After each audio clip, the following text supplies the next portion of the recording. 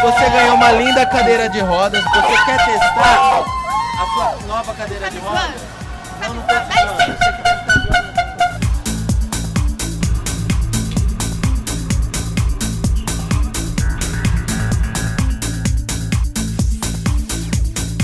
Estamos aqui aguardando um cidadão. Não só parou na vaga do deficiente, como parou também ali no recuo, que é para o cadeirante poder passar com a cadeira de rodas.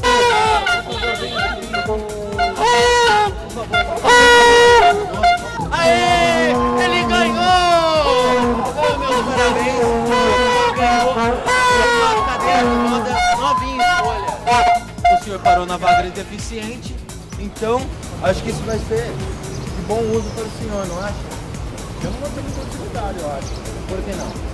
Eu sou deficiente, cara. Ah, você não é deficiente? E mesmo assim você parou na vaga de deficiente? É que eu fui na farmácia rapidinho ali. Ah, foi rapidinho? É. Mas não pode parar aqui, é rapidão, eu só vim sacar o dinheiro aqui na caixa. Vai ser útil pra você esse presente? Não. Por que não?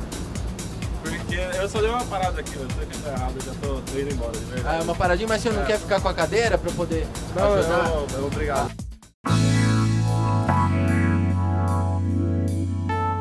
Tem dificuldade sim, porque a gente tem o limite da gente, né? E outras coisas, tem pouca vaga para deficiente.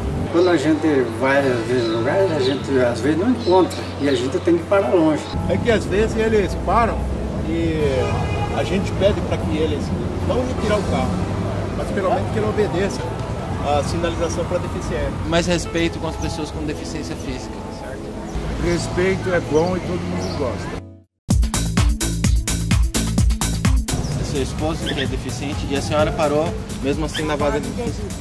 Isso. Eu tenho consciência. Consciência também que isso não é uma vaga. Eu tenho consciência também. É consciência. E por que a senhora parou? Aí eu fui lá entregar o serviço somente. Mas eu estava preocupada com a situação. Entendi. Não, eu parei na vaga só 5 minutos para ir passar aqui no banco, mas eu já tô indo embora. Você acha que está consciente do erro e isso se redime? Fiscalização aqui não tem policial, não tem amarelinho, não tem nada, cara. Tem sim, tá passando toda hora, o senhor corre risco de tomar uma multa. Tem que respeitar a vaga do cadeirante. Então, muito obrigado. Então a gente espera um pouquinho mais de consciência da próxima vez.